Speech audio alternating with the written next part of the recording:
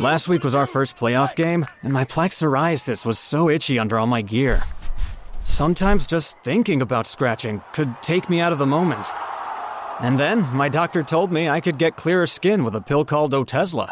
Otezla apremilast is a prescription medicine used to treat adult patients with plaque psoriasis for whom phototherapy or systemic therapy is appropriate. Otezla can help you get clearer skin after just 4 months. Okay, ready for the next game. Talking to my doctor about a pill was a total game changer. Don't use Otezla if you're allergic to it. Get medical help right away if you have trouble breathing or swallowing, swelling of the face, lips, tongue, throat, or arms. Severe diarrhea, nausea or vomiting, depression, suicidal thoughts, or weight loss can happen. Tell your doctor if any of these occur and if you have a history of depression or suicidal thoughts. Live in the moment. Ask your doctor about Otezla. Call 1-844-4-OTEZLA or visit Otezla.com for prescribing info about cost, and more. So good, so good, so good. Great gifts for dad? We've got them, and they're up to 60% off at Nordstrom Rack stores now. How did I not know Rack has Adidas? They've got the best gifts. Gotta show dad some love. Snag amazing deals on Father's Day gifts from Cole Haan, Calvin Klein, Vince, and more. Great brands, great prices. That's why you Rack. Welcome back, True Crime Army. I am your host, Margot, and this is Military Murder, a show where I focus on crimes committed by military members and veterans. But don't worry, you don't have to know anything about the military to listen. True crime just has to be your morbid curiosity. And if that's you, welcome home. So, I have a very important announcement to make. I launched a new podcast. I'm launching a new podcast. It has zero connection to the military, and I'm not doing it alone this time. I will have a co-host. And the topic is, drumroll please, trials. Trials, that's right. Tabitha from Housewives of True Crime and I have been cooking up a new video podcast for everyone, where we take you into the jury box of America's biggest trials. This will be a seasonal show, and we are following one trial per season. We will bring you daily trial summaries of court that day, from opening statements until the verdict is read, all in bite-sized daily episodes of 30 minutes or less. I hope, because I can be a little bit of a chatterbox, just a little bit, not a lot. The show, well, it's called The Alternate, Inside America's Biggest Trials. You can actually follow the show right now, even though there are 0 episodes, as we are kicking off our first season in a few weeks, covering the Karen Reed retrial out of Massachusetts. That's right, we will be your eyes and ears in court. No banter, no opinion, just the facts and what the jury heard that day. That way, at the end, while the jury is out deliberating, you will be just like an alternate juror, ready to guesstimate what the jury will decide. And then at the end, we can all talk about if you think the jury got it right. I am so thrilled about this new project. So I have a little secret. I know that a handful of you think that I'm crazy because I mispronounce various things during episodes. But I do want to say that I was actually a star student in school. And during law school, I loved putting case outlines together in layman's terms because even though I am an attorney, I hate all the legalese. Tell it to me straight. So with the Alternate podcast, I get to actually watch the trials and bring you the highlights in terms that regular people like myself will understand. So go follow the show and check out our socials on Instagram and TikTok at The Alternate Pod. And make sure that you follow our YouTube channel, The Alternate Podcast, because this show will be in video format as well as audio. And we're also going to be on the Spotify Premium video channel as well. So with that, today's case is one of the most highly anticipated cases of 2025, and it has to do with a dual military couple. And if I would have counted, I am pretty sure that over 100 people recommended this case to me in the last few weeks alone. Over 100.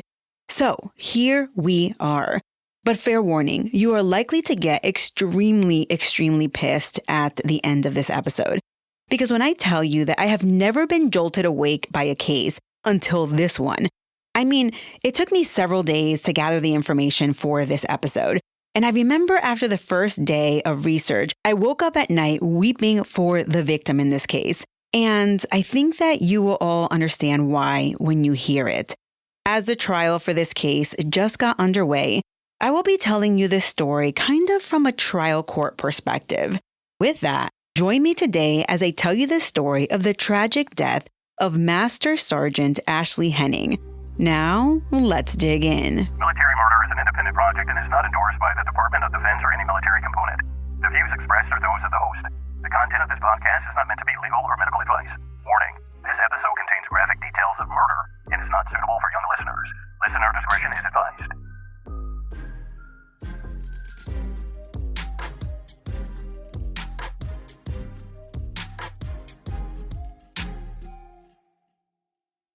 Jordan Henning and Ashley Henning were a dual military couple stationed out of Fort Knox in Kentucky.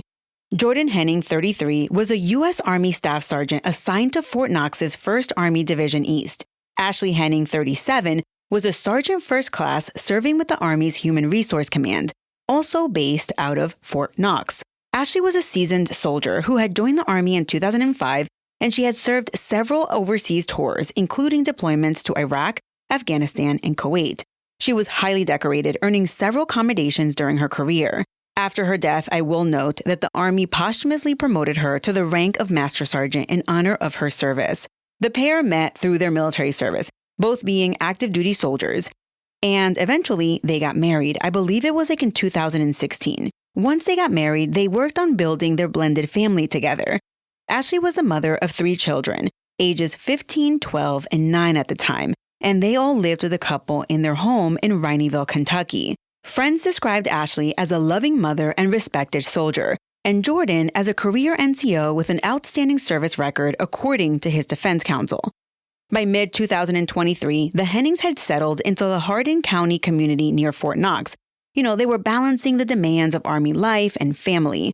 Unfortunately, though, underlying tensions and their relationship would soon erupt with tragic consequences. On the night of June 26, 2023, Ashley Henning was celebrating her 37th birthday with a gathering at the couple's home in Rhineyville. Now, I will say that I covered this case when it first broke in a TikTok, and I remember there's a few comments in the TikTok video that say that she was not having a birthday party. And she was just having a gathering where they actually cut a cake for her. So it is what it is. They were having a gathering. What began as a celebration among friends, however, took a horrific turn. According to investigators, an argument broke out between Jordan and Ashley as the party was winding down. Hardin County Sheriff's Office Chief Deputy David Lee later explained to the media that it was her birthday and that they were having a party, and sometime during that party, the husband and wife got into it. As the couple's argument escalated, many of the partygoers decided to leave, just to avoid the conflict. Now, have you ever been at a party where a couple just starts fighting and it just gets really awkward for everyone? Yeah, that's what I imagine this day was like at the Henning household. Well, at some point, everyone who didn't live at the house left. But something about this argument didn't sit right with neighbors. So when the Hennings' youngest child showed up at one of the neighbors' doors saying, "Hey, my mom sent me over because my dad's really mad," well, the neighbors showed up. Jordan Henning, who witnesses said was angry and intoxicated, ordered the neighbors to leave his property, effectively running off those trying to intervene. But they were smart enough to take the Henning children with them, and they didn't actually leave the outside of the homes. They just crossed the street to no longer be on Jordan's property. With only the couple remaining in the home, the confrontation grew even more heated. It was at this point that events turned deadly. At around 9:30 p.m., Jordan Henning retrieved a handgun and opened fire on his wife. He shot Ashley multiple times, 5 times to be exact. Gravely wounded, Ashley collapsed to the floor. Neighbors outside recalled hearing 2 distinct volleys of gunshots ring out from the home. Moments after that, they saw Jordan emerge from the home, fleeing into his car and then leaving the scene. Panicked, the neighbors rushed back into the home after Jordan sped off, and inside they found a horrific scene. Ashley Henning lying on the floor with multiple gunshot wounds. She was unresponsive. They immediately called 911 for help, and they did everything they could to help her. Paramedics arrived, but it was too late. Ashley had suffered catastrophic injuries and died at the scene before receiving any medical treatment. What should have been a day of celebration, a birthday gathering, had instead ended in a deadly act of domestic violence among two highly ranking military members. Sheriff's deputies responding to the shooting quickly broadcast an alert for Jordan Henning's whereabouts. Within a short time, officers located Jordan about a mile from the home and they pulled him over. He was taken into custody without incident. According to the arrest citation and also police body-worn cameras, Jordan appeared distraught and made numerous utterances apologizing for hurting his wife. In body cam audio later revealed in court and the video, Henning can be heard lamenting, "She wouldn't stop hurting me, just kill me," suggesting that he was in a state of shock or despair in the immediate aftermath of his arrest. Nevertheless, officers took him in. Both the suspect and the victim were active duty Army soldiers, so military authorities from Fort Knox's CID, they assisted local law enforcement at the scene. Now, can I just pause for a second to talk about how shocking it would be to be in the Hennings' chain of command? You have these two high-ranking members, a dual military couple, and now one is dead and the other is under arrest. I'm not actually sure that I've ever heard of an incident quite like this with high-ranking, people and then like an immediate arrest. Yes, there have been dual military couples that have murdered each other, but usually there has to be like an investigation. But anyway, let's move on. In the wake of the shooting, the Hardin County Sheriff's Office and other authorities began piecing together the events of that night. Chief Deputy David Lee gave initial statements to the press describing the incident, as I stated earlier. Immediately after his arrest, Jordan Henning was charged with murder, domestic violence, in the death of his wife. He was booked into the Hardin County Detention Center and held on a $1 million cash bond. Just days later, on June 29, 2023, a Hardin County grand jury indicted Henning on the murder charge, moving the case towards trial. He appeared in court via video on June 30th for his arraignment, where he entered a not guilty plea for himself. The judge kept his bond at $1 million, of course, because of the severity of the allegation. Because both Jordan and Ashley were soldiers at Fort Knox, the crime sent shockwaves to the local military community. Fort Knox officials confirmed the Hennings' service, and they cooperated with the sheriff's office during the investigation. In a very pointed gesture, the Army posthumously promoted Ashley Henning to the rank of Master Sergeant shortly after her death, a recognition of her service and perhaps an implicit statement of support for her as the victim in this tragedy, which we will hear someone will try to sully her name. Meanwhile, the criminal case against Jordan Henning proceeded through the court system over the following year and a half, and it was during this time that prosecutors were preparing to prove that Jordan Henning intentionally murdered his wife. And the Henning defense team, well, they began formulating a very different narrative of events, and it would be a very interesting defense. Today's episode is sponsored by Acorns, and April is Financial Literacy Month, an entire month dedicated to taking control of your money, because honestly, no one really taught me how to manage money growing up. I didn't learn about investing until I was well into adulthood. But what I love about Acorns is that it makes it easy to start saving and investing for your future in just 5 minutes. I know, April is an entire month, but you don't need an entire month to learn. You don't need to be an expert. Acorns recommends a diversified portfolio that matches you and your goals. You can start with just your spare change. And you don't need a lot of time. Setup takes just 5 minutes because I know that your time is precious. And if financial wellness has ever felt out of reach, Acorns makes it simple, giving your money a chance to grow without the overwhelm. Personally, using Acorns gave me the confidence to stop putting it off and just start. And that peace of mind is completely worth it. Sign up now and join over 14 million all-time customers who've already saved and invested over $25 billion with a B dollars with Acorns. Head to acorns.com/militarymama or download the Acorns app to get started today. Paid non-client endorsement. Compensation provides incentive to positively promote Acorns. Tier 1 compensation provided. Investing involves risk. Acorns Advisors, LLC, an SEC registered investment advisor. View important disclosures at acorns.com/militarymama. Oh my God, it's the coolest thing ever. Hey guys, have you heard of Goldbelly? Well, check this out. It's this amazing site where they ship the most iconic famous foods from restaurants across the country, anywhere nationwide. I've never found a more perfect gift than food. They ship Chicago deep dish pizza, New York bagels, Maine lobster rolls, and even Ina Garten's famous cakes. Seriously. So if you're looking for a gift for the food lover in your life, head to goldbelly.com and get 20% off your first order with promo code GIFT. Jordan Henning's murder trial began in Hardin County in March of 2025. Jury selection in this Kentucky trial began on March 10th, and opening statements began on March 13th. It has been said that they sat 12 jurors and 2 alternates, for a total of 14 jurors.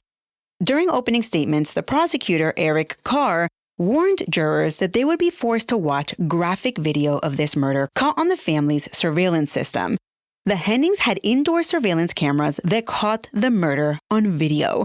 And not just in the distance. I mean, you'd have to be a body-worn camera to get any closer to the actual murder. The prosecution's theory of this case that I could gather from the opening statements was basically that Jordan was angry at his wife because the neighbors had come over and they were going to call the cops, and so he decided that he was going to punish her because, according to him, his career was probably already over. The prosecutor also told the jury, "You will see that this is murder as clear as day." They discussed how Jordan shot his wife, ran out of bullets, went into the next room to reload, and then shot her again. And then he spat on her and blamed her predicament on her. Then he fled the scene. The prosecutor admitted during opening statements that this murder was likely not planned days or even hours in advance, but that you'd have to be blind, deaf, and dead to not realize from the video footage that Ashley's death was intentional and vicious in that moment. Eric Carr even went as far as calling Jordan's actions animalistic. Yep, I mean, listen, if I'm a juror, I'd wonder why this guy didn't just plead guilty. But then the defense gave their opening statements, and they were like, yep, that guy sitting right there at the defense table shot and killed his wife. There is no denying that. But we will prove that he did so because he was provoked after years of abuse at the hands of Ashley Henning. That's right. According to the defense, Jordan was the real victim in this case, and Ashley was the one that drove him to an uncontrollable breaking point. The defense portrayed Ashley as the aggressor, and Jordan was the long-suffering spouse who finally snapped. According to defense attorney Robert Eager, Jordan had been physically and mentally abused during his marriage to Ashley. In their retelling, the events of June 26, 2023 were the culmination of ongoing spousal abuse that pushed Jordan past his limit. Eager argued that his client broke under the strain of this abuse on this particular day of the shooting. During opening statements of the trial, Eager outlined Jordan's version of what occurred that night. He claimed that a very intoxicated Jordan tried to gently touch or graze Ashley's cheek during this said argument, and that Ashley reacted by grabbing Jordan's genitals and squeezing them in a painful, aggressive manner. This purported attack by Ashley, the defense argued, is what triggered Jordan to lose control and open fire in self-defense or at minimum extreme emotional disturbance.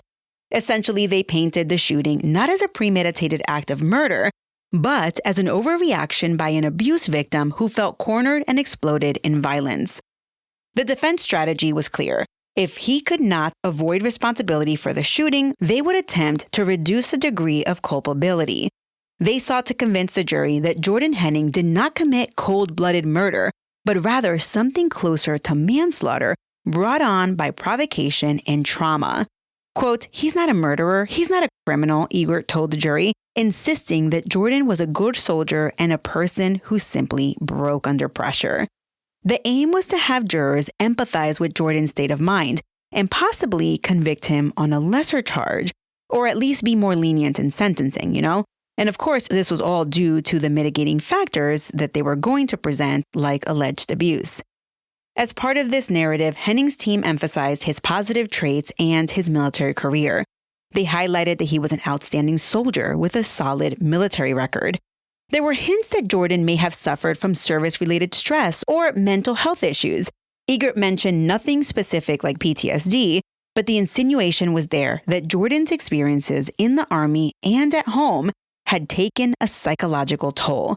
The defense mentioned that when deputies arrived and arrested Henning on the night of the shooting, Jordan was reportedly in a distraught mental state, repeatedly apologizing for what happened and even asking officers to just kill him. The defense would later point to those utterances like "just kill me" as evidence that Jordan immediately felt remorse and was a broken man, not a calculated killer. All right, so let's talk about the evidence. Probably the biggest piece of evidence was the home video surveillance that was played. And they played a significant portion of video from before the argument that night because the argument went on and on and on. And part of the video that they showed was when the couple began to argue over the slip and slide. Yep, they began to argue over a slip and slide. But that argument grew into a confrontation about deeper marital issues and Jordan telling Ashley she didn't love him or care about him.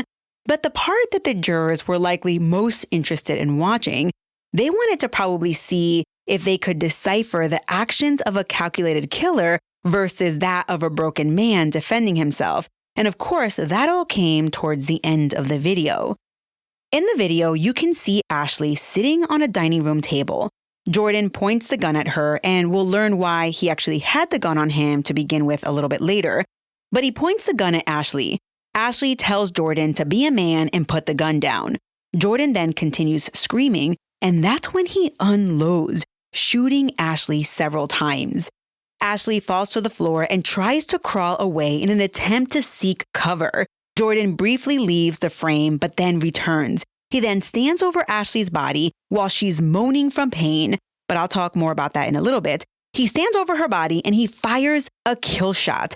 He then spits on her body and makes a statement to the effect that this was her fault.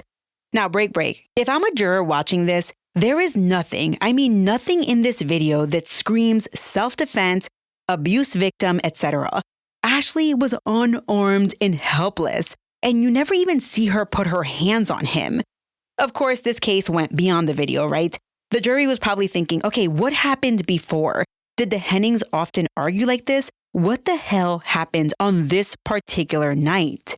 During their presentation of the evidence, prosecutors called a series of witnesses who undermined the narrative that the defense outlined in pretrial hearings and during opening statements. Now, I'm going to highlight some of the trial testimony in no specific order. The Hennings' 13-year-old daughter testified, but she was not on camera, of course, because of her age. She described that on the night of the party, she was actually upstairs in her bedroom recovering from pink eye, but that while in her room, she heard the argument. Side note, and not something that the jurors heard, but hours before testifying, this same daughter had revealed some allegations of abuse to the prosecutor. Of course, this is huge news that could paint Jordan Henning in a different light if he had physically abused any of the kids, or even his wife in the past. So the defense, of course, objected to the teenager speaking about any abuse, calling this trial by fire. The judge agreed with the defense, and that testimony was not introduced at trial. But I just wanted to mention that to you so that you know that the jury doesn't always hear all of the evidence. They don't hear the whole story about the victim or even about the perpetrator. Okay, so one crucial witness was Jamie or Janie Savant. I believe it's Janie, but a lot of news reports say that her name was Jamie. But Janie was a close friend of Ashley Henning. Janie testified about the Hennings' relationship and Jordan's demeanor. She was very emotional on the stand at certain times, testifying that the birthday party was her idea and that Ashley didn't even really want an impromptu birthday party that night. But Janie's testimony centered around a very disturbing conversation that she had with Jordan just a day or two prior to the shooting. According to Janie, Jordan Henning had bragged that because of his military background and the fact that he was taking testosterone shots, that he could get away with murder because he could just blame PTSD or rage from the shots. In other words, Jordan Henning believed that he could literally get away with murder by portraying himself as a victim of combat stress or uncontrollable rage. This testimony struck directly at the heart of Jordan's defense.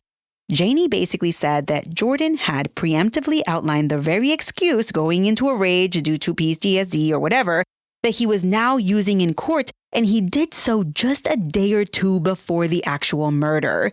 It suggested some form of premeditation or at the very least, cynical foresight.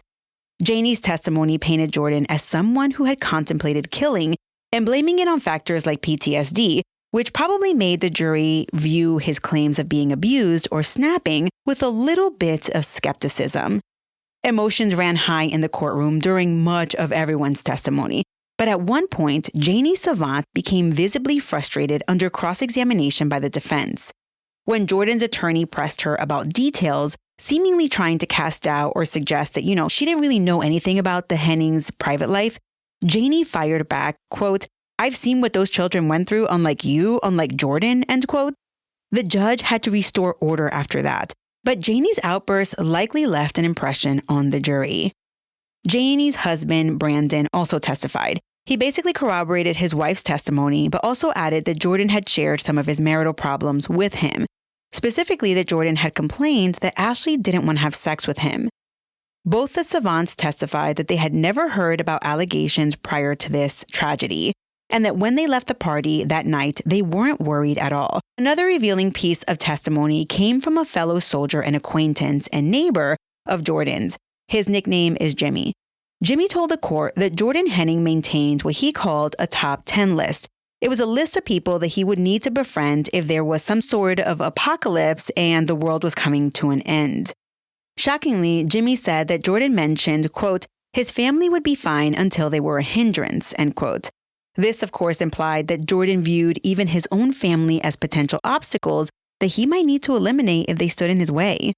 Additionally, when discussing the apocalypse, Jordan said that his son would likely be the only one to survive because he could pull his own weight. Apparently, though, there was also a top 10 list of people that Jordan wanted to take out, i.e., kill. Jimmy knew of 3 specific people on the list, and in no particular order, these people were Jordan's next-door neighbor, Jimmy's next-door neighbor, and also Jimmy's rear neighbor. Wow! Can you imagine this crap? What did those people do to Jordan? Now, in a joking kind of way, I wonder if there was some sort of HOA issue, because that's the only reason why anyone would have one of their neighbors like that, like on his hit list. Anyway, Jimmy was also an important witness for something else. He was the neighbor who came to try to help out and got into it with Jordan, and that Jordan put him in a headlock. That's when Jimmy left the scene and, along with the other neighbors, got off of Jordan's lawn and then dialed 911.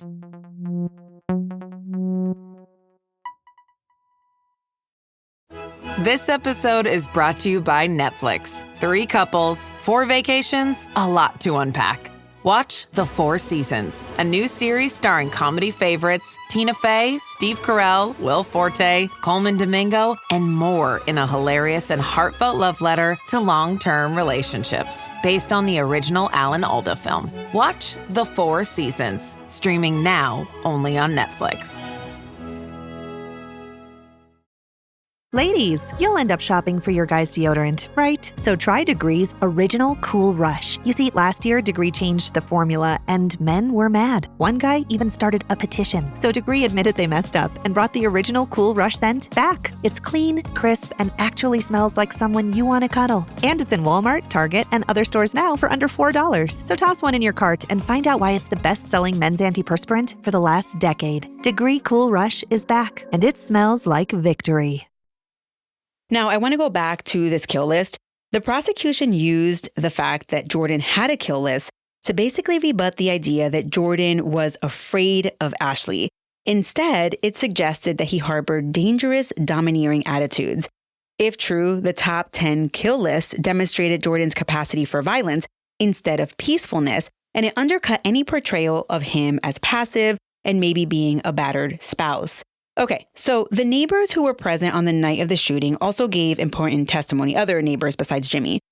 JJB, a neighbor, described Jordan's demeanor during the altercation as angry, intoxicated, and basically out of control. JJB had gone over to the Henning household to help calm things down after one of the Henning children ran over to his house and said, quote, "My mom sent me over. She needs your help. My dad is super mad at my mom and she needs you to come over," end quote. And I believe that was the youngest child of the Hennings. He recounted how shortly after arriving and seeing that there was like a commotion outside of the Henning house, Jordan appeared outside of the house and yelled at everyone to get off the property. He even testified that one of the neighbors took the Henning children out of the house due to concern for their safety. JJB said that by that point, no one had yet called the cops, although there was some serious concerns that Jordan might have a gun because he had like his hand behind his back. At one point, the rear Henning neighbor, who was not involved in the commotion at all, started yelling like, "What's going on? I'm going to call the cops if you guys don't quiet down." And at that point, JJB was thinking, and he told the jury, like, seriously, go, call the cops, because he didn't have his cell phone on him because he left his house in a hurry, and Jimmy had his phone charging. One of the wives, eventually called 911, but she didn't really know what to say because the argument was happening like inside the house. So she basically just told 911, "Please come, there is a domestic dispute." Various witnesses confirmed that Ashley was not attacking Jordan when others were present. Rather, Jordan was the one instigating fear, not only probably of Ashley, but also of them.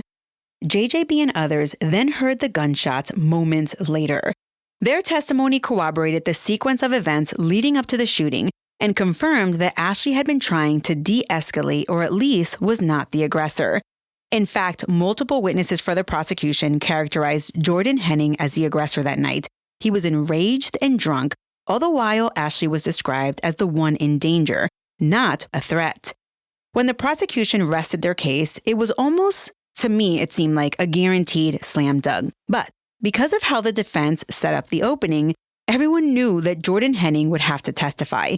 And that is usually the part of a trial that everyone watches, since murder trial defendants rarely testify.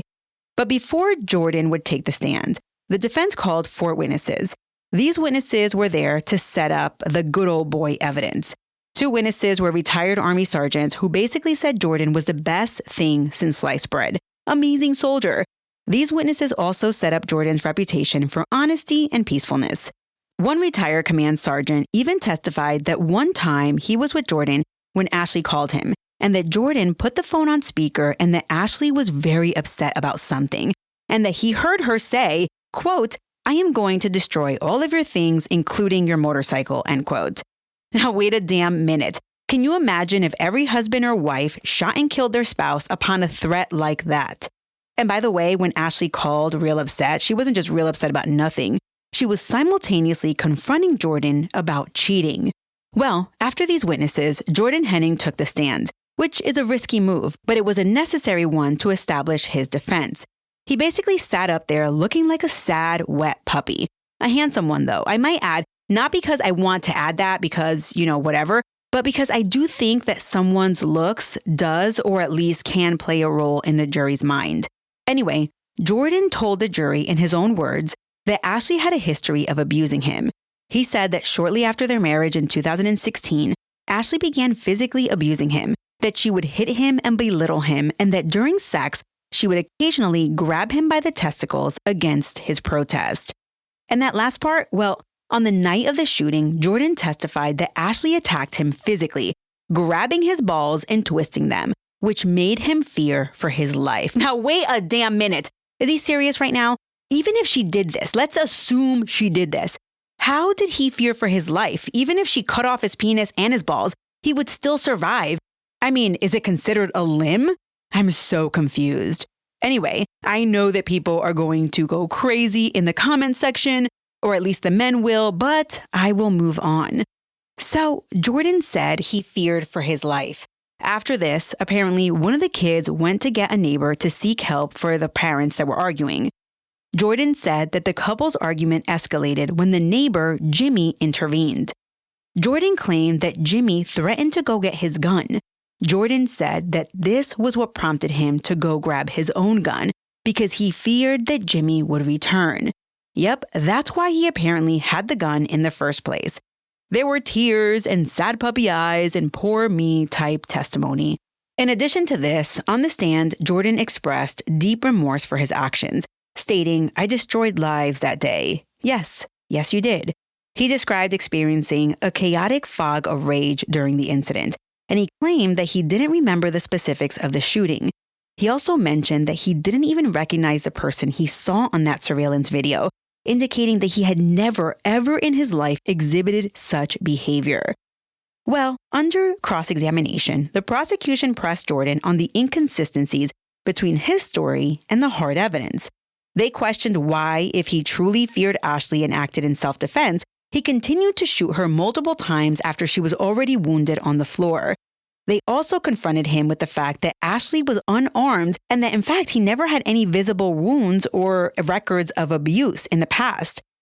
When shown still frames from the surveillance video, Ashley cowering and him pointing a gun, Jordan reportedly broke down in tears and apologized, but he maintained that he had, quote, been out of his mind, end quote, and that was due to the abuse and his intoxication.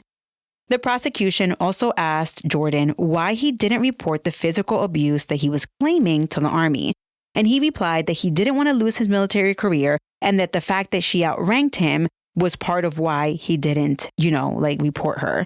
The prosecution hammered home that being upset or even enraged does not justify an execution.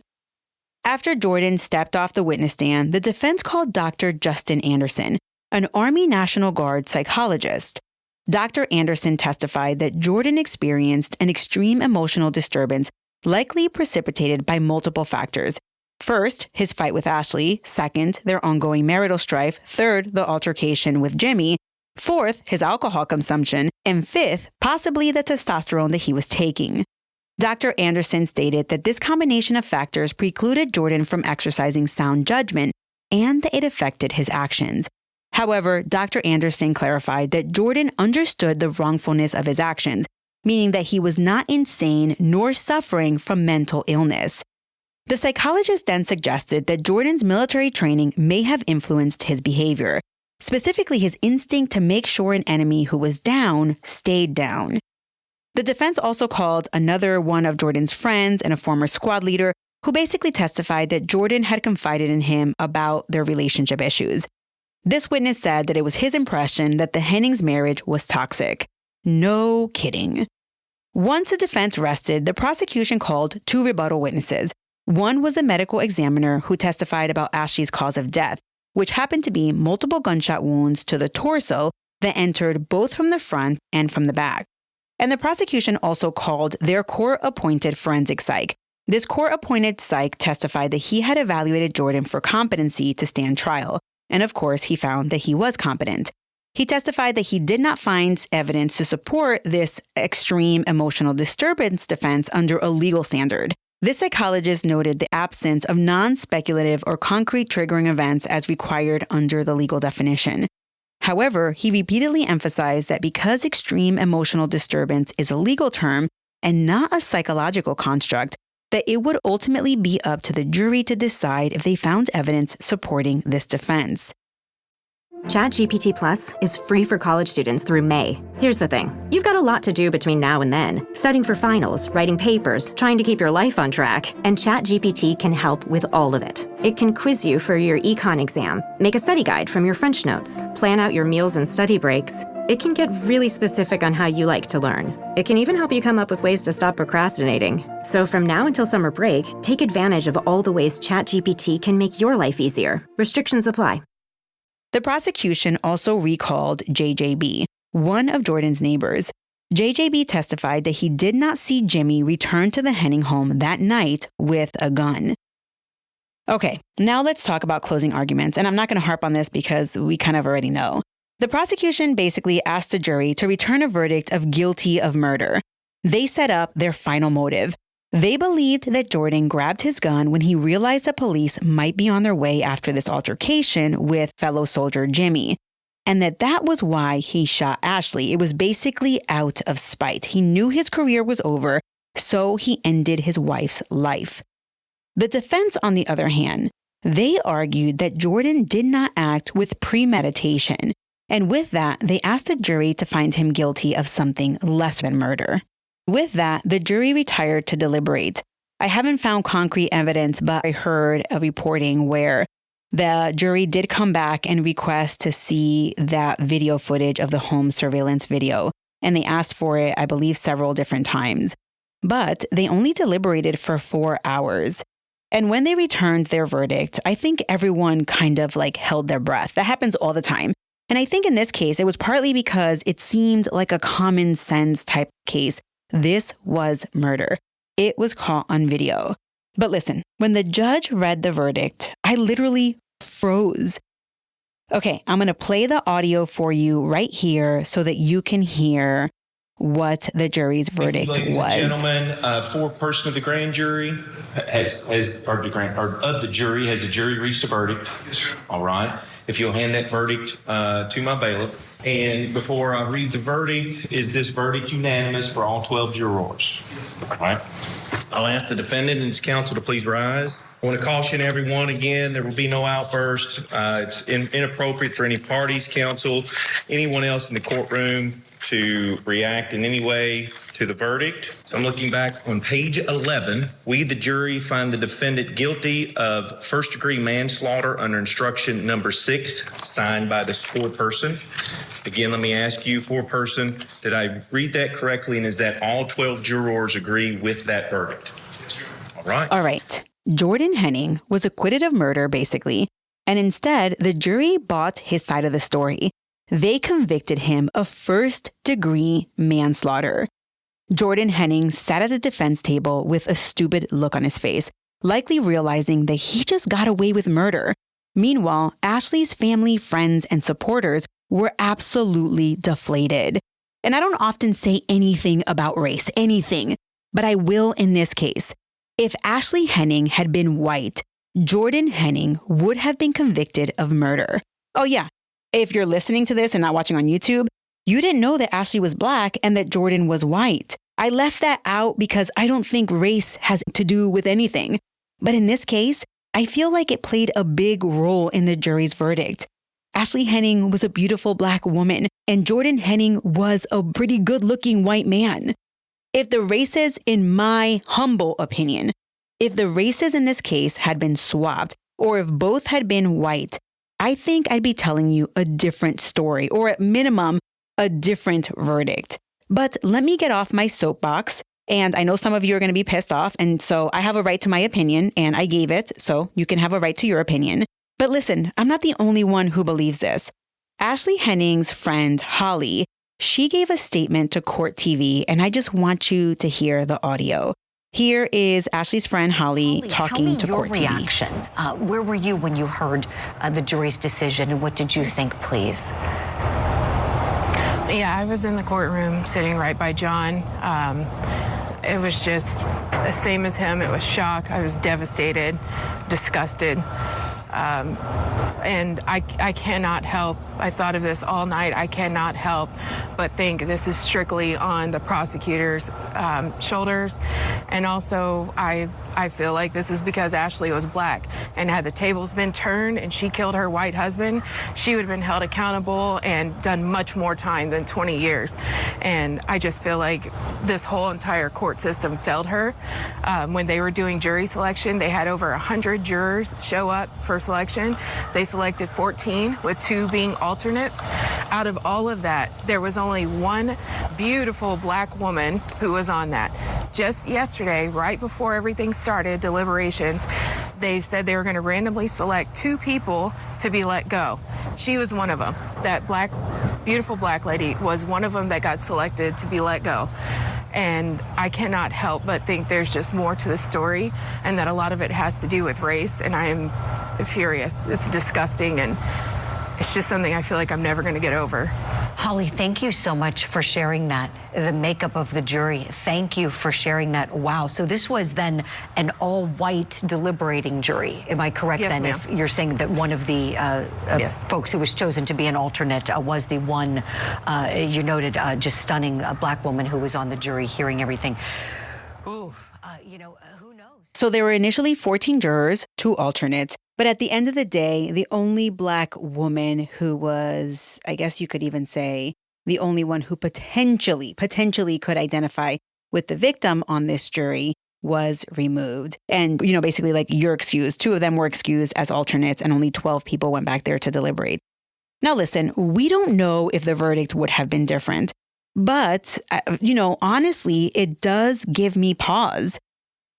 All right. So, of course, sentencing quickly followed this manslaughter conviction. And in what I will only describe as a dramatic turn, the jury wanted to stay late to complete the sentencing phase. And we would later learn that during deliberations, in my personal opinion, I bet that the jury opted to what I like to call split the baby. And I'm going to explain this to you a little bit later.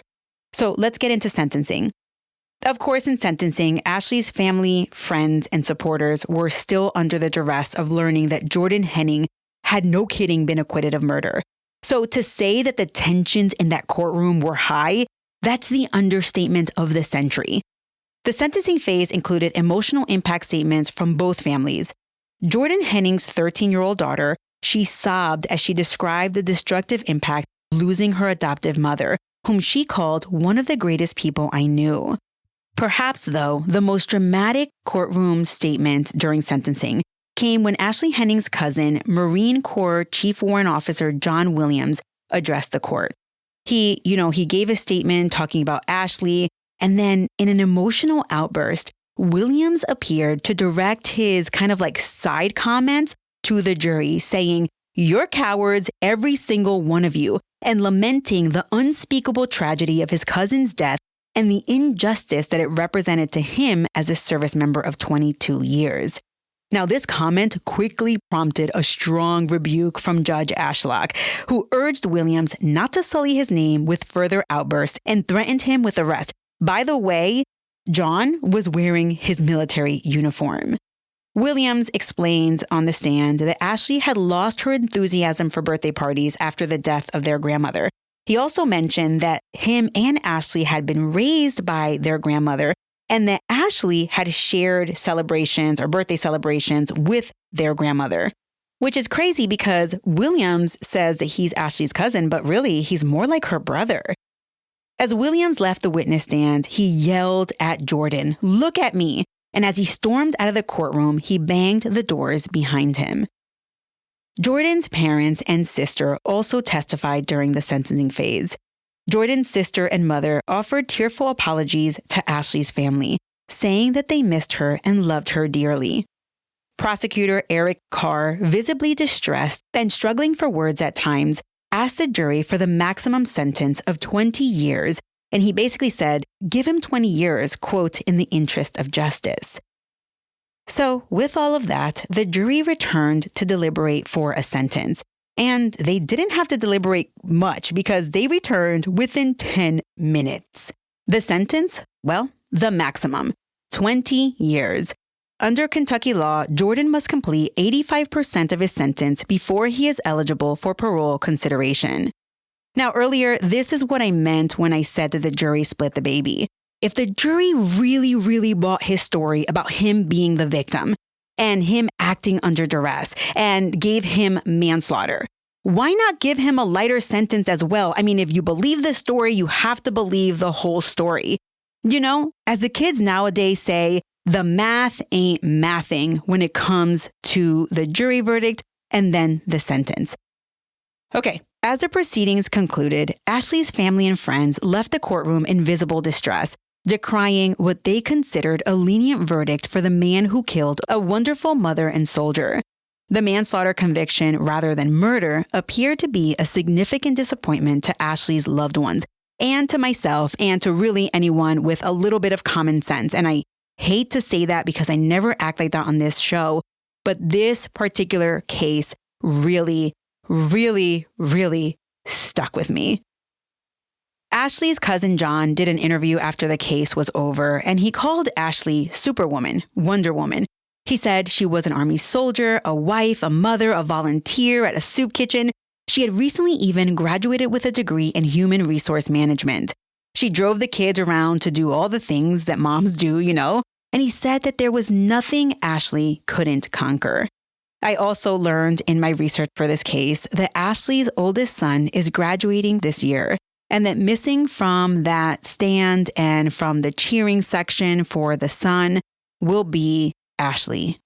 Holly, who I mentioned earlier was Ashley's friend, she told Court TV a heart-wrenching story about Ashley's youngest son. She said that at the funeral, the little boy couldn't gather the courage to go into the room to see his mom, but that he eventually did walk over to the casket. He walked up to her and collapsed on Ashley's body, and then he began to sob and apologize.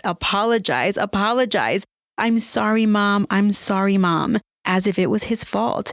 Because you have to remember, all the kids were there and he was the one who the mom sent to go get help. And so his little mind, he feels like he failed his mom.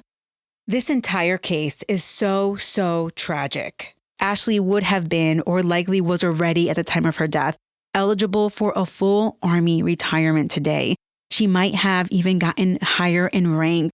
Who knows what she could have attained if she was still here today.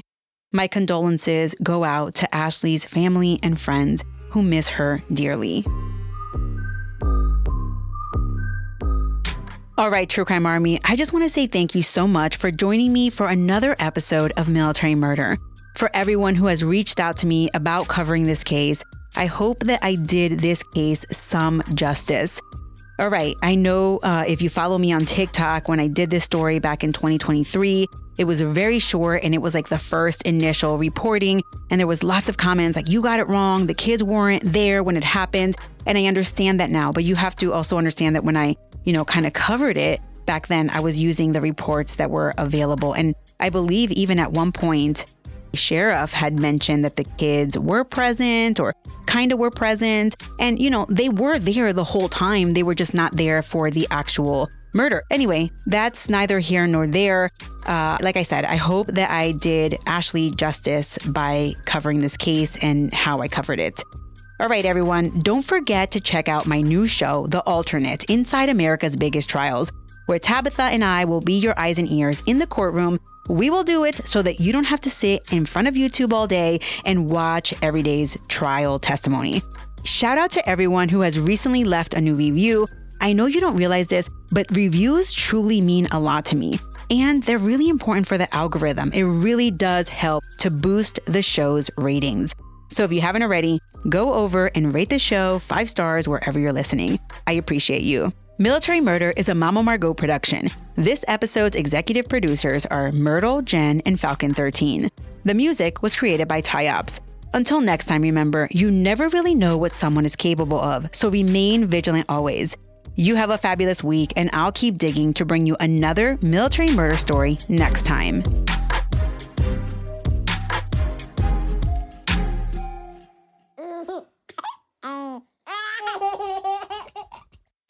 I was working on our podcast.